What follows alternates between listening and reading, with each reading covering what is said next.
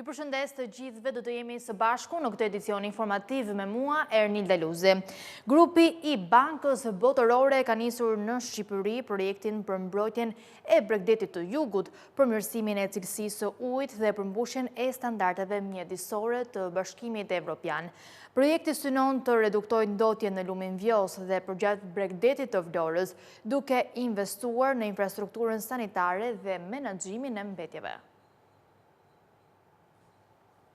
Mbrojtja e Bregdetit të Jugut, përmirësimi i cilësisë së ujit dhe përmbushja e standardeve mjedisore të Bashkimit Evropian janë në fokus të projektit të ri mjedis i pastër dhe i qëndrueshëm për detin blu, Care for Blue Sea, i mbështetur nga grupi i Bankës Botërore. Projekti, i cili synon të reduktojë ndotjen në lumin Vjosa dhe përgjat Bregdetit të Vlorës, do sjellë investime të rëndësishme në infrastrukturën sanitare dhe menaxhimin e mbetjeve, me ndikim të drejtë për drejtë në komunitete dhe turizëm. Sipas planit të parashikuar, Care for Blue Sea do të sigurojë rritjen e mbulimit të shërbimit të mbledhjes së mbetjeve nga 75% në 90%, ndërtimin e 4 impianteve të reja të trajtimit të ujrave të ndotura, përmirësimin e kushteve sanitare për rreth 40.500 banorë dhe fushata për ndryshimin e sjelljes ndaj ndotjes plastike dhe nxitjen e ekonomisë qarkulluese.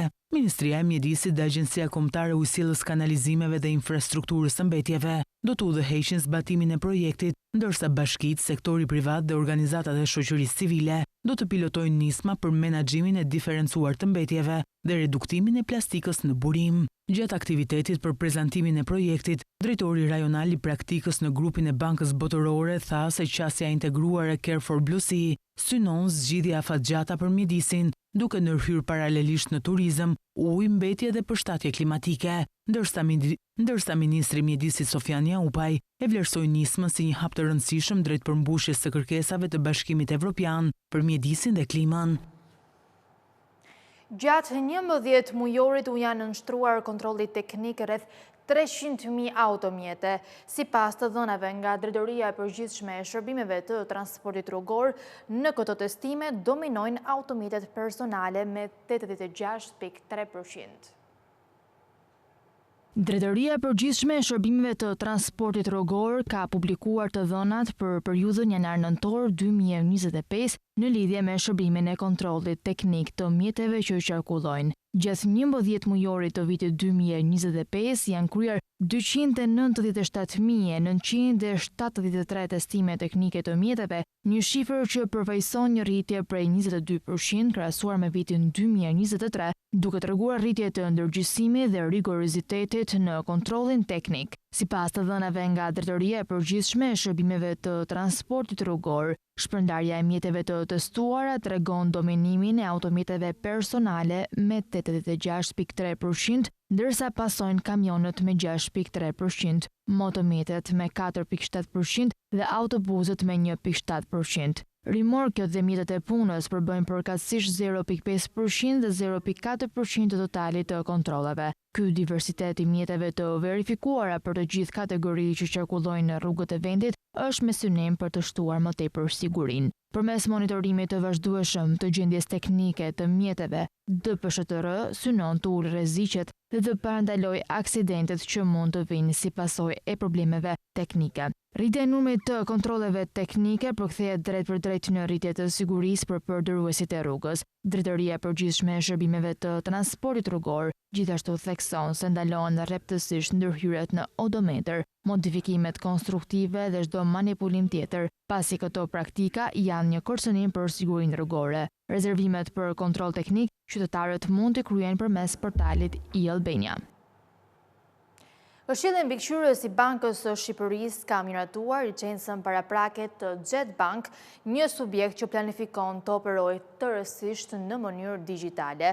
Pas bankës turke Ziraat, Jet Bank është e dyta që licencohet për të hyrë në treg, ku numri i bankave vitin që vjen pritet të shkojë në 13.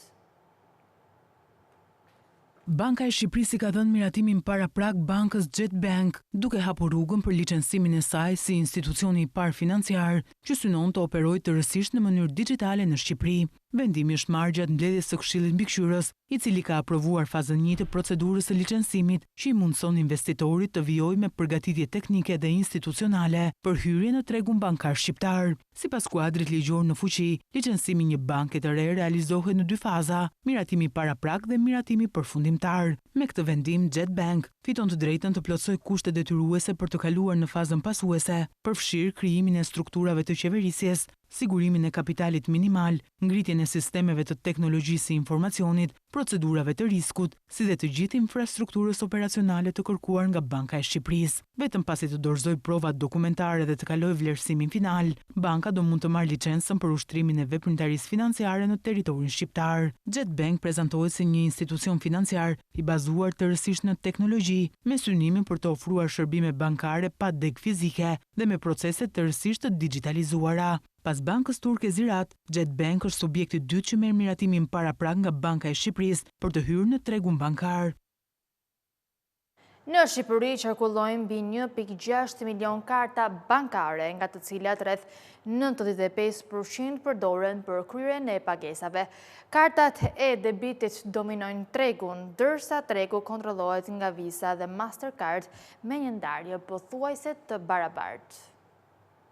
Kartat e debitit janë mjeti kryesor i pagesave elektronike në vend. Të dhënat më të fundit nga Banka Qendrore tregojnë se në Shqipëri qarkullojnë më tepër se 1.6 milion karta bankare, me më shumë se një funksion. Rreth 95% e kartave janë me funksion pagese, ndërsa 5% me funksion paraje elektronike. E të ndryshe, gati 1.5 milion dhe 75.000. Nga karta që shërbejnë për kryerjen e pagesave, 1.4 milion ose 87.9% e tyre janë karta debiti, ndërsa 118.000 ose 7.3% janë karta krediti. Në krahasim me tremujorin e dytë, totali i kartave bankare në qarkullim është shtuar me 2.4%. Ndikimin më të madh në këtë rritje kanë dhënë kartat me funksion debiti, të cilat në periudhën korrik shtator kanë pësuar një rritje me 2.8%, ndërkohë që kartat e kreditit janë rritur në një masë shumë të vogël, thuajse të papërfillshme.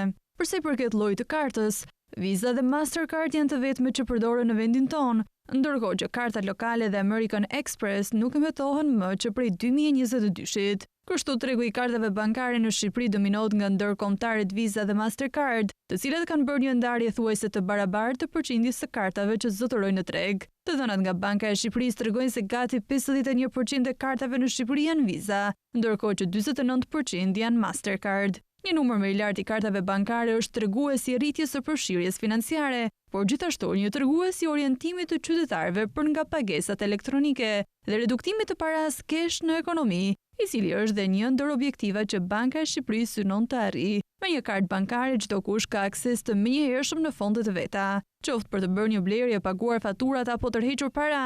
Një kartë të lejon ta bësh këtë në mënyrë të sigurt, pa pasur nevojë të mbash para në dorë apo të vizitosh një deg banke. Kryeqyteti është kthyer në magnetin më të madh të sipërmarrjes në vend. Tregtia dhe turizmi mbajnë peshën kryesore të aktivitetit ekonomik në Tiranë, po cila është harta e bizneseve që operojnë në qendrën më të madhe të vendit, ndjekim kronikën. Sipas të dhënave të Qendrës Kombëtare të Biznesit në Shqipëri, sot numërohen plot 408.620 biznese aktive, një shifër që tregon jo vetëm zgjerimin e sipërmarrjes shqiptare, por edhe energjinë e një ekonomie që po lëviz. Sektori që dominon është tregtia, bashkë me riparimin e automjeteve dhe motocikletave, me 93.827 biznese, nga dyqanet e lagjeve te qendrat e mëdha tregtare. Ky aktivitet mbetet shtylla kryesore e qarkullimit ekonomik në vend. Pas tij vjen akomodimi dhe shërbimi ushqimor me 43.660 subjekte. Rritja e turizmit, baret dhe restorantet e shumta, si dhe hoteleria në zgjerim, të gjitha tregojnë se mikpritja po kthehet në një ndër motorët kryesor të zhvillimit ekonomik. Industria përpunuese me 20.625 biznese vazhdon të jetë shtylla strategjike e prodhimit vendas, ndërsa transporti dhe magazinimi me 11.682 biznese mbajnë në lëvizje mallra dhe shërbimet në të gjithë territorin. Ndërtimi, një nga sektorët më të dukshëm të dekadës së fundit, numëron 13.300 biznese, duke reflektuar transformimin urban që po përjeton vendi, veçanërisht kryeqyteti. dhe pikërisht Tirana mban peshën kryesore të sipërmarrjes në Shqipëri. 182.890 biznese janë të regjistruara vetëm në qarkun e Tiranës, një numër që e vendos kryeqytetin si epiqendrën ekonomike të vendit. Pastaj renditen qarku i Durrësit me 43.276 biznese dhe ai Vlorës me 35.651 biznese, të dy qarqe që po përjetojnë zgjerim të ndjeshëm fal turizmit dhe investimeve. Kjo është panorama e biznesit shqiptar, një ekonomi që mbështetet nga tregtia, forcohet nga turizmi, ndërtohet nga industria dhe lëviz nga transporti. Reforma mbi taksën në pronës është gati për të zbatuar.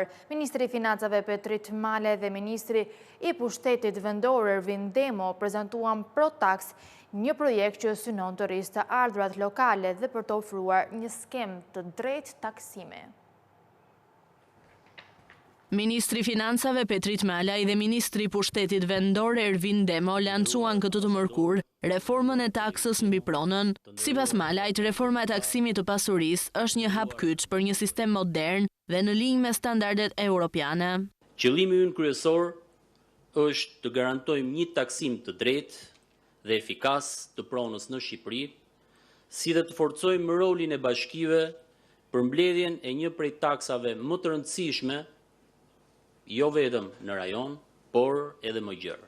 Gjithashtu në bashkëpunim me agjensinë, krijuam edhe drejtorinë e përgjithshme të taksës pranë Ministrisë së Financave, sikundër edhe realizuam ndërtimin e kadastrës fiskale si i vetmi sistem kombëtar që unifikon të gjithë informacionin mbi njësitë e ndërtimit. Malaj shtoi se rrugëtimi drejt reformimit të plot nuk mbyllet me këto hapa, duke nënvizuar se taksa mbi pronën duhet jetë taksa më kontributive për njësitë vendore. Të ardhurat nga kjo taks në Shqipëri zën rreth 0.3% të prodhimit të brendshëm bruto, ndërkohë që në rajon pesha e kësaj takse është 0.8% e prodhimit brendshëm bruto dhe objektivi ynë është që ta çojmë peshën e kësaj takse në rreth 1% të prodhimit brendshëm bruto, kjo dhe në linjë me standardet që kanë vendet e OECD-s. Ky objektiv është tërësisht i realizueshëm dhe ne e kemi të gjithë potencialin e mundshëm për ta realizuar atë. Natyrisht duhet një bashkëpunim akoma më i madh ndërinstitucional me bashkitë dhe jo pa qëllim edhe sikundër u përmend nga kolegu Demo, për vitin 2026 parashikimi të ardhurave nga taksa e pronës është në masën 10 miliard lekë ose rreth 100 milion euro, me një rritje prej 1.4 miliard lekë është më shumë apo 14 milion euro më shumë se sa viti 2025. Ndërkaq, Ministri Demo tha se taksa e pronës rrit ardhurat e bashkive. Në qoftë se ne i referohemi potencialit që kemi në territor për të rritur të ardhurat e pushtetit vendor, patjetër që taksa e pasurisë është mbase mund të jetë e para, ose është e para më saktë. Qoftë se ne i referohemi buxhetit të 2026-s, vetë Ministria e Financave dhe ajo çfarë parashikohet nga vënia në jetë e kësaj reforme, ka një rritje të konsiderueshme të ardhurave lokale bazuar në taksën e pronësisë. Dhe këto janë të ardhura të cilat do të jenë të administruara nga bashkitë për të përmirësuar shërbimet lokale, për të pasur në fund ditës shërbime më të mira për qytetarët. Reforma e taksimit të pasurisë është një bashkëpunim me ekspertizë dhe mbështetje të vazhdueshme ndërkombëtare. Fermerët do të përfitojnë kompensim të TVSH-s në masën 10% për shitjet që bëjnë duke filluar nga 1 janari i vitit 2026. Kjo masë që vjen si pjesë e paketës fiskale 2026 synon të ulë kostot e prodhimit, por si përfitohet ky kompensim, ndjekim kronikën. Nga 1 janari 2026 hy në fuqi norma e kompensimit 10% për fermerët si pjesë e paketës fiskale. Reforma synon të lehtësoj kostot e prodhimit duke kompensuar fermerët për një pjesë të TVSH-s së paguar për farëra, fidan, plera kimik, pesticide dhe inputet të tjera prodhimi. Kompensimi do të paguhet drejt për drejt nga administratat tatimore duke shmangur problemet e vjetra me pagesat nga blerësit. Kompensimi llogaritet mbi vlerën totale të produkteve bujqësore të shitura, jo mbi inputet e blera drejt për drejt, pra është një normë fikse që mbulon pjesërisht TVSH-n e inputeve. Altax ka bërë një sqarim se si funksionon skema. Për shembull, nëse një fermer shet produkte bujqësore perime me vlerë 100.000 lek tek një blerës i regjistruar, kompensimi është 10.000 lek apo 10% e vlerës së shitjes. Ky kompensim mbulon TVSH-n në 10% që fermeri ka paguar për inpute si pesticide apo fidan. Por kur merret ky kompensim? Për të përfituar, shitjet duhet të bëhen vetëm tek blerës të regjistruar si grumbulluesi produkteve bujqësore, përpunuesi produkteve bujqësore, për shembull fabrika qumështi apo përpunim frutash, ose subjekte agroturizmi të certifikuara. Fermerët duhet të kërkojnë faturë të fiskalizuar nga blerësi me niptin e tyre, e cila duhet të përmbajë vlerën e furnizimit pa TVSH shtesë. Më pas dorëzojnë kërkesë për kompensim 2 herë në vit, deri më 31 dhjetor për janar-qershorin dhe deri më 30 qershor për korrik-dhjetor. Administrata tatimore verifikon dhe paguan brenda 30 ditësh masën e kompensimit. Kompensimi llogaritet për një periudhë 6 mujore duke grumbulluar të gjitha shitjet. Kjo mas pritet të ndikojë pozitivisht në formalizimin e sektorit dhe të sigurojë rreth 1.5 miliard lekë mbështetje financiare çdo vit. Sfida kryesore lidhen me kufizimin e blerësve të kualifikuar dhe përshtatjen e fermerëve me procedurën e re. Kjo skemë vjen në ndihmë fermerëve që nuk janë të regjistruar për TVSH-n, pra që nuk ngarkojnë TVSH-n në shitje dhe nuk e zbresin atë në blerje.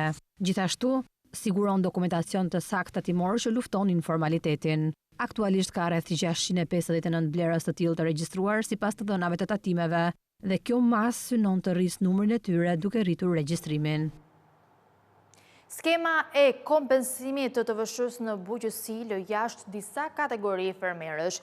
Ky ka qenë pretendimi i ngritur nga deputetët e Komisionit Parlamentar të Ekonomisë, duke kërkuar që baza e ligjit të zgjerohet dhe të jetë më gjithëpërfshirëse. Skema e propozuar nga qeveria për kompensimin e fermerëve me 10% ka ngjallur diskutime në Komisionin e Ekonomisë për shkak se konsiderohet e paplot dhe jo gjithëpërfshirëse, duke lënë jashtë ata fermerë që nuk shesin prodhimin tek grumbulluesit, por e tregtojnë në forma të tjera. Për këtë arsye janë propozuar që në këtë skemë të përfshihet edhe kjo kategori. Së pari, me futje në këtë skemë të dy grupeve që janë grupe të rëndësishme që nuk përfitojnë, kështu siç paraqitur projekt ligji, nuk përfitojnë nga skema e kompensimit. Për këtë arsye, propozoj neni 1 që neni 3, pika 1 dhe pika 3 të riformulohen si më poshtë. Pika 1, janë subjekti kësaj skeme. Prodhuesit bujqësor që autofaturohen nga subjektet të TVSH-s. Ky është grupi që është parashikuar nga projekt ligji. Pika 2. Prodhuesit bujqësor të cilët janë subjektet të TVSH-s dhe lëshojnë faturë shitje për produktet e shitura.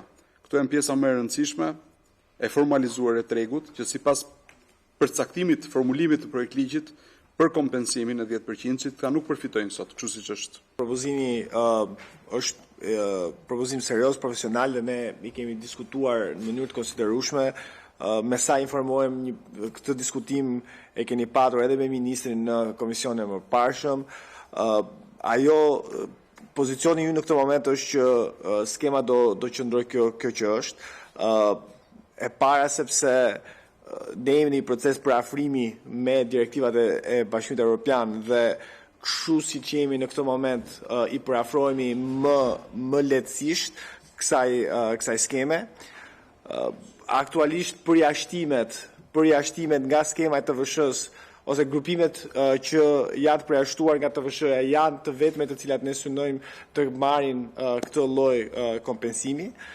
Por për deputetin socialist kjo lloj skeme do të sjellë pasoja në xhepin e fermerëve ose në rritjen e çmimeve të produkteve bujqësore.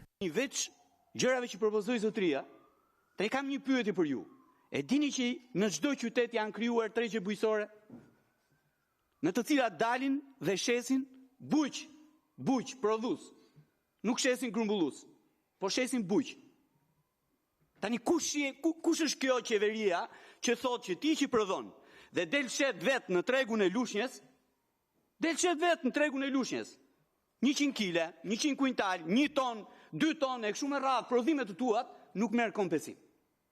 Kush jeni ju që e thoni këtë? Kush? Për çfarë arsye e thoni këtë? Jam i regjistruar, jam me NIPT, biles jam edhe biznes i vogël po të duash. Në Lushnjë, në Korçë, në Elbasan, në Tiranë, në Durrës e tjerë me radhë. Dhe ju thoni që nuk t'japum kompensim për prodhimin tënd. Pse? Sepse nuk e çon ke një grumbullues që është i regjistruar në skemën e TVSH-s. Po kush jeni ju? Kush jeni ju që doni t'i zhdukni këta? Komplet, kush jeni ju? Skema e mëparshme e rimbursimit për fermerët ka sjellë problematika të shumta, çka bën që qeveria ta ndryshonte atë. Eksportet shqiptare kanë shënuar rritje të papritur drejt tregjeve të pazakonta përgjatë janar-tetor 2025. Të dhënat tregojnë një shtrirje të re të prodhimeve shqiptare në tregje të largëta me rritje marramendese në Jordani, Uganda, Tunizi dhe shtete të tjera jo tradicionale. Nëse flasim zakonisht për tregjet tradicionale të eksporteve shqiptare, Itali, Kosovë, Greqi, Gjermani, tablo e vitit 2025 duket e njohur. Rënien në dy tregjet kryesore si Kosova dhe Italia, rritje modeste në Greqi e Gjermani dhe një zgjerimi fort drejt Spanjës. Por surprizat e vërteta ndodhin poshtë vijes së zakonshme, aty ku shfaqen emra që zakonisht as nuk rënditen ndër partner, ndërsa këtë vit kanë bërë kërcime marramendse. Një nga shembujt më goditës është Jordania, e cila kaloi nga vetëm 2.8 milion lekë në janar-tetor të vitit kaluar në mbi 77 milion lekë në vitin 2025, një kërcim i jashtëzakonshëm që zakonisht lidhet me dërgesat e menjëhershme të produkteve specifike, si mjetet e transportit në këtë rast. Të njëjtën prirje ndjek dhe Uganda me një rritje prej 692% duke u shndruar nga një treg thuajse inekzistent në një destinacion ku eksporti shqiptar shumë fishuar në një vit. Produktet e dërguara në Ugandë janë kryesisht farmaceutike. Tunizia, El Salvadori dhe Argentina janë gjithashtu në listën e destinacioneve ku rritjet janë të jashtëzakonshme. Tunizia për shembull trefishoi sasinë e importeve nga Shqipëria, ndërsa El Salvadori mori një kërcim prej 227%. Të gjitha këto sinjale flasin për zgjerimin gjithmonë më dukshëm të bizneseve shqiptare në tregje ku konkurenca është më e vogël dhe barrierat e hyrjes më të ulta se në Bashkimin Evropian. Një fenomen të interesant është rikthimi nga vlera zero i disa tregjeve të largëta, Turkmenistani, Barbados dhe Zelanda e Re, të cilat nuk kishin asnjë eksport vitin e kaluar, këtë vit shfaqen me shifra të reja, disa prej tyre të konsiderueshme. Rritje të qëndrueshme jo rastësore shihen edhe në disa vende që nuk janë ndër partnerët tradicional të Shqipërisë, si Izraeli, Malta, Moldavia, Egjipti dhe Lituania. Në këto tregje vëllimi i eksportit është rritur me ritme të larta, duke sugjeruar se po krijon lidhje më të strukturuara. Nga ana tjetër, disa tregje që vitin e kaluar kishin përthithje të lartë si Malajzia, Luksemburgu, Uzbekistani apo Gana, shënuan rënje drastike në disa raste me mbi 90%. Të gjitha këto zhvillime flasin për një realitet të ri. Eksportet shqiptare nuk janë më të kufizuara në disa tregje të njohura. Kompanitë shqiptare po deportojnë në tregje të reja shpesh të vogla por të leverdishme, duke dëshmuar fleksibilitet. Këto lëvizje nëse vazhdojnë mund të diversifikojnë në mënyrë domethënëse burimet e të ardhurave të ekonomisë dhe të ulin varësinë nga një grush partnerësh klasik. Produktet e dërguar në këto vende sipas Instat janë mjete transporti, produkte kimike, produkte farmaceutike, artikuj prej druri dhe qymyri e lëndë ndjekse. Në fund të 10 mujorit 2025, kompanitë e sigurimit në Shqipëri arritën një rritje të dukshme të ardhurave, kryesisht nga sigurimi i automjeteve për përgjegjësinë ndaj paleve të treta. Sigurimi kufitar dhe kartoni jeshil për udhëtarët jashtë vendit gjithashtu kanë shënuar rritje.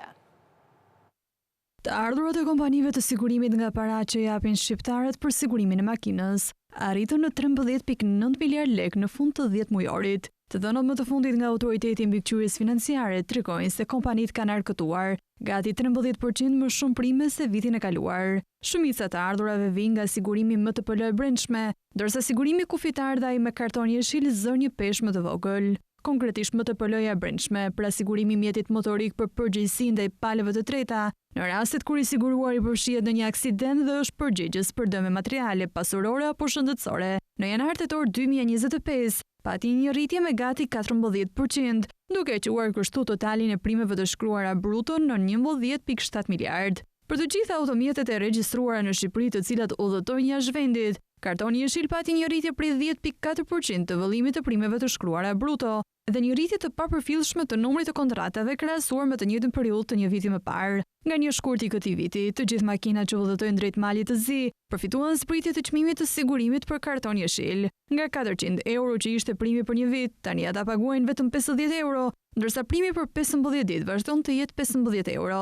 Ndërkohë prej 1 prillit, qytetarët shqiptar fituan edhe mundësinë që të lëvizin drejt Maqedonisë së Veriut me policën e sigurimit karton jeshil me afat 1 vjeçar, me çmim të reduktuar 50 euro. Nga ana tjetër, produkti i sigurimit kufitar për automjetet me targa të huaja që qarkullojnë brenda territorit të Shqipërisë ka pasur një rritje me 1.47% të primeve të shkruara bruto, ndërsa numri kontratave u ul me 1.7%. Zëvendës Ministra e Infrastrukturës dhe Energjisë Enkeleda Muçaj tha se punimet për ndërtimin e aksit rrugor Milot Balltre parashikohet të nisin në mes të vitit të ardhshëm. Gara koncesionare u mbyll në muajin tetor, duke i hapur rrugë shqyrtimit të ofertave të dorëzuara nga kompanitë. Punimet për ndërtimin e aksit rrugor Milot Balltre parashikohet të nisin në mes të vitit të ardhshëm. Zëvendës Ministra e Infrastrukturës dhe Energjisë Enkeleda Muçaj ka dhënë detaje mbi ecurinë e përzgjedhjes së kompanisë që do kryej punimet dhe lidhjen e kontraktës për këtë segment. Për Milot Balltrenin ne ndodhemi në fazën e vlerësimit të ofertave. Tu përmend fakti i dështimit sepse ndodh që procedurat edhe mund të ndështojnë. E rëndësishme është që praktikisht procesi po ecën përpara dhe ne shpresojmë që në mes të vitit që vjen të kemi fillimin e punimeve në këto segmente kaq të rëndësishme. Pra në kuptimin e financës dhe përdorimit dhe investimit do jenë kontrata me financim publik-privat. Gara koncesionare për ndërtimin e aksit rrugor Milot Balltre u mbyll në muajin tetor, duke i hapur rrugë shqyrtimit të ofertave të dorëzuara nga kompanitë. Në total janë 3 kompani që kanë shfaqur interes, ndërkohë që nëse dhe kjo fazë përmbyllet me sukses, atëherë do vijohet me nënshkrimin e kontratës me kompaninë fituese dhe nisjen e punimeve për këtë segment të rëndësishëm pjesë e korridorit Adriatiko-Jonian. Gara koncesionare synon pikërisht gjetjen e një kompanie private që do ndërtojë aksin, një proces që sipas dokumenteve të tenderit parashikohet të zgjasë 30 muaj nga nënshkrimi i kontratës. Vlera totale e parashikuar e projektit është rreth 365 milionë euro pa TVSH, ndërsa kozgjatja e kontratës do jetë 35 vjet. Aksi Milot Balltre është i gjatë rreth 17 kilometra. Shqipëria dhe vendet e Ballkanit kanë transportin publik ndër më të lirët në Evropë, me Tiranën që renditet pranë fundit të listës me rreth 16 euro në muaj. Në të kundërt, qytetet e Europës perëndimore të kryesuara nga Londra kanë kosto shumë më të larta mujore që arrin deri mbi 200 euro. Shqipëria dhe vendet e Ballkanit vazhdojnë të qëndrojnë ndër rajonet me çmimet më të ulta të transportit publik në Europë, edhe në një kohë kur qytetet më të mëdha europiane po përballen me rritje të ndjeshme të kostove. Sipas të dhënave krahasuese të Numbeo për vitin 2025, Tirana renditet në vendin e 132 nga 139 qytete me një çmim mesatar prej vetëm 16 euro në muaj për një abonim të transportit publik. Më lirë se kryeqyteti shqiptar janë vetëm disa qytete të Europës lindore, përfshirë Prishtinën, Qinasoun dhe Kievin me 9.54 euro. Edhe në nivel rajonal, çmimet mbeten dukshëm më të ulta. Shkupi ofron një abonim mujor prej 24.35 eurosh, Sarajeva 29.71 euro, Podgorica 30 euro, ndërsa në Athinë çmimi është 29 euro. Një rast i veçantë është Beogradi, ku transporti publik është plotësisht falas. Këto shifra e pozicionojnë Ballkanin si një ndër zonat me transportin publik më të përballueshëm në kontinent. Megjithse kjo shpesh sjell diskutim mbi cilësinë e shërbimit, investimet dhe qëndrueshmërinë e sistemit. Në krahun tjetër të Europës, kostot janë disa herë më të larta. Londra kryeson listën me një çmim prej 204.83 euro në muaj, ndërsa qytete si Utrecht, Brington, Copenhagen, Manchester, Amsterdam, Stockholm dhe Paris luhaten nga rreth 88 deri në mbi 150 euro për një abonim mujor. Edhe qytetet të njohura për cilësinë e lartë të shërbimeve publike si Zurich, Basel, Bern, Gjeneva dhe Dublin kanë çmime që varojnë nga 75 deri në 95 euro. Krahasimi i këtyre të dhënave nxjerr në pa hendekun e dukshëm ekonomik midis Europës perëndimore dhe rajonit të Ballkanit. Ndërsa çmimet në Ballkan janë të ulta dhe të favorshme për qytetarët, ato nuk shoqërohen gjithmonë me nivelin e infrastrukturës moderne apo efikasitetin që karakterizon vendet më të zhvilluara të kontinentit. Këto çmime të ulta në Ballkan lidhen shpesh me subvencione që ofron vetë qeveria, duke bërë që kostoja për përdoruesit të jetë e ulët, ose në disa raste edhe zero. Një tjetër shembull është Luksemburgu, ku transporti publik ofrohet falas që nga viti 2020, ndërsa Beogradi nga 1 janari i vitit 2025 e ofron këtë shërbim. Në këto vende financimi bëhet nga taksat dhe nga buxheti i qeverisë, në mënyrë që çdo qytetar të mund të përdorë këtë lloj transporti. Ndërkohë vendet ku çmimet janë shumë më të larta shpjegojnë këtë me cilësinë më të mirë të shërbimit dhe infrastrukturën më të zhvilluar të transportit publik, si dhe nivelin e jetesës dhe pagat. Qyteti i Vlorës pritet të pësojë një transformim urban. Së fundmi, Fondi Shqiptar i Zhvillimit ka hapur 2 tender me vlerë totale mbi 688 milion lek për disa investime në qytetin bregdetar. Fondi Shqiptar i Zhvillimit ka shpallur hapjen e garës për ndërtimin e nyjeve multimodale të mobilitetit, ndërtimi i godinës së parkimit nën toksor dhe i parkut Shplodhës në Vlorë. Fondi limiti për llogaritur është 509.044.000 lekë. Referuar dokumentit në Agjencinë e Prokurimit Publik, kjo ndërhyrje synon të përmirësojë kapacitetet e parkimit në Vlorë, veçanërisht në zonat me frekuentim të lartë, duke lehtësuar lëvizjen dhe qarkullimin e mjeteve. Zona e marrë në konsiderat ndodhet në afërsi të sheshit Pavarësia dhe në veri të portit të qytetit. Gjatë sezonit veror, qyteti përjeton një rritje të ndjeshme të numrit të vizitorëve, që shpesh shumëfishon popullsinë lokale dhe sjell një ndikim të drejtpërdrejtë në infrastrukturën urbane. Sipas dokumentit, do të ndërtohet një parkim nëntoksor me një kat nën tokë dhe krijimi një hapësire rekreative mbi të. Gjithashtu, rikualifikimi i hapësirave publike do të krijojë ambiente të sigurta dhe tërheqëse për komunitetin, duke ofruar mundësi për aktivitete rekreative, kulturore dhe sociale, të cilat kontribuojnë në përmirësimin e cilësisë së jetës dhe nxitjen e përfshirjes qytetare. Nga ana tjetër, Fondi Shqiptar i Zhvillimit ka hapur edhe garën për investime për infrastrukturën e tregjeve, hapësirave tregtare multifunksionale, rrugë tregtare në zona model zhvillimi në Vlorë, faza e dytë. Fondi limiti për llogaritur është 179.339.000 lekë. Tregu i Vlorës është një nga zonat më të gjalla për tregti lokale. Tregu i hapur përbëhet nga njësi tregtare të hapura, vetëm të mbuluara me stre apo tent, me tezga të ekspozuara përpara me sende të ndryshme për shitje të ngritura nga vetë tregtarët përkatës.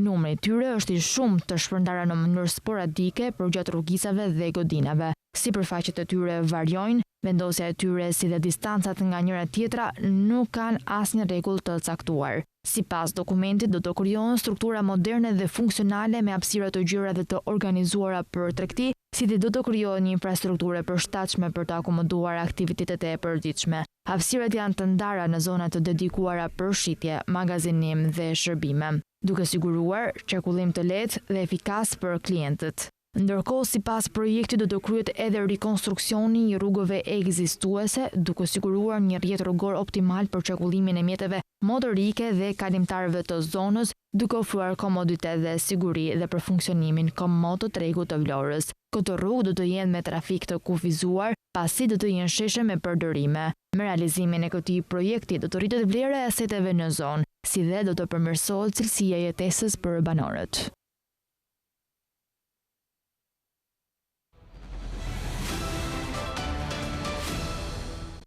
Gjiro e kompanive evropiane të mbrojtjes u rrit me 13.8% vitin e kaluar, me punësimin direkt në sektor, që është gjithashtu rritur në nivelin më të lartë të regjistruar ndonjëherë.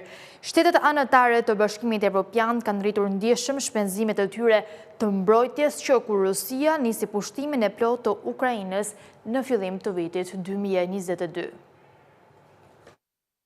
Gjiroja e kompanive evropiane të mbrojtjes u rrit me 13.8% vitin e kaluar, me punësimin direkt në sektor, që është rritur gjithashtu në nivelin më të lartë të regjistruar ndonjëherë, ndërsa Evropa nxiton të riarmatoset për të përballur me një Rusi luftarake, thekson një raport i ri. Qarkullimi për 4.000 kompanit që përfaqëson shoqata e hapësirës ajrore, sigurisë dhe industrive të mbrojtjes të Evropës, ASD, arriti në total 325.7 miliardë euro. Ndërkohë, punësimi direkt u rrit me 6.9% në 1.103.000 persona, niveli më i lartë i regjistruar. Sektori i mbrojtjes edhe një herë përbën të pjesën më të madhe të kësaj rritje, me 633.000 persona.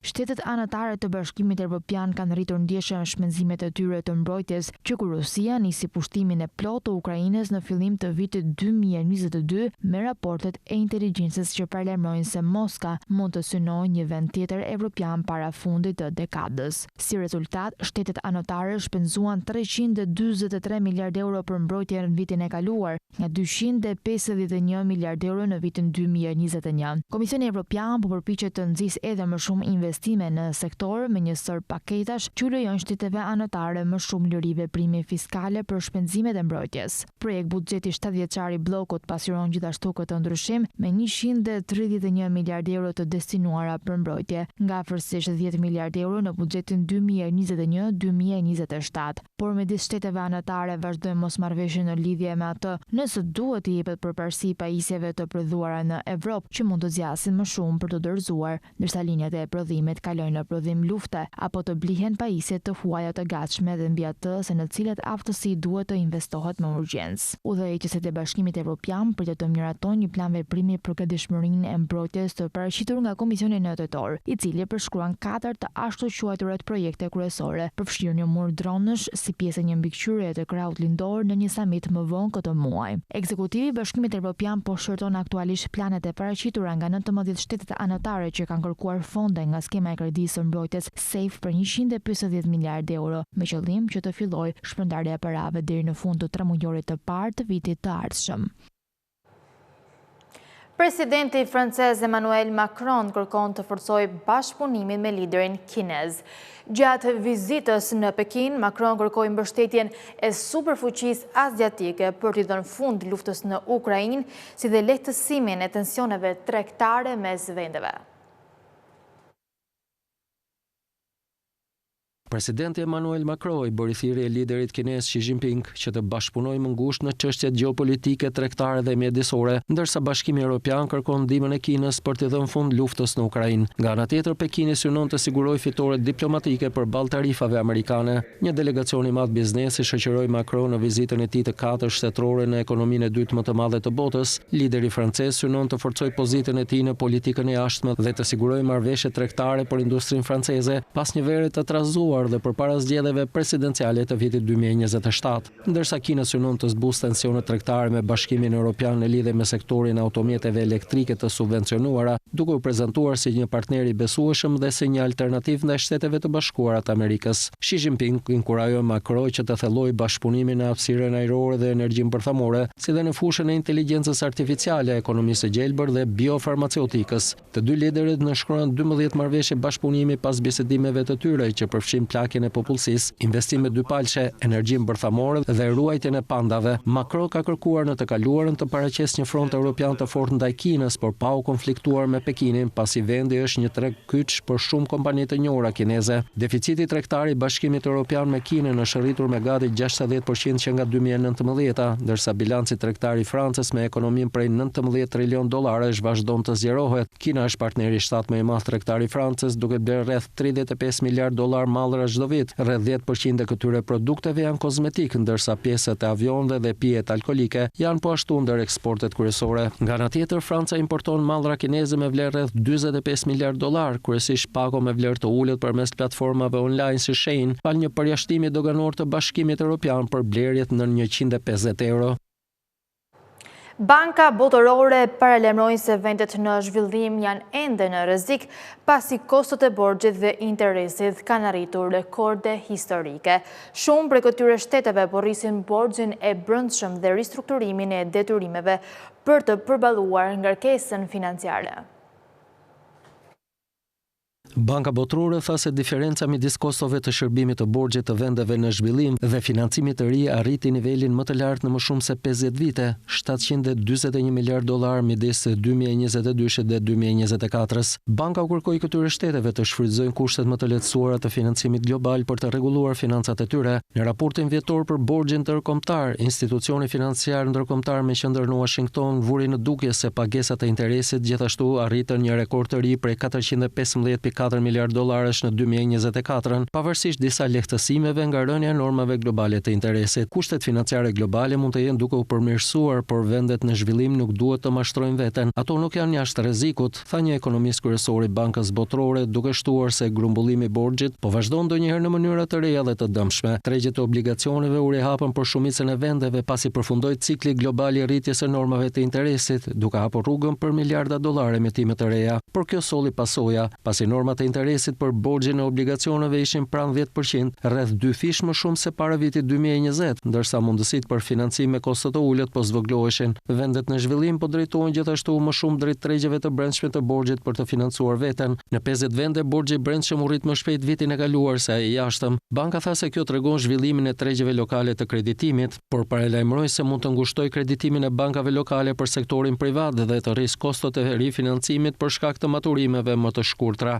Shtetet në zhvillim ristrukturuan pothuajse 90 miliard dollar borxhet e jashtme në 2024, niveli më i lartë në 14 vite, ndërkohë flukset neto të UA-ve bilaterale u tkurrën me 76% në 4.5 miliard dollar, një nivel që nuk ishte parë që nga kriza financiare e 2008-s, duke detyruar vendet të kërkojnë financim privat më të shtrenjtë, ndërsa UA-t shumë palëshe u rritën dhe Banka Botërore vetë huazoi një rekord prej 36 miliard dollarësh. 54% e vendeve me të ardhurat të ulta janë tani në vështirësi ose përballen me rreziqe të larta borxhi. Presidenti Amerikan Donald Trump ka propozuar uljen e standardeve të karburantit që kishte vendosur ish lideri Joe Biden. Masa pritet të ulë kostot për prodhuesit, por do të rrisë konsumin e karburantit dhe emetimet e dioksidit të karbonit.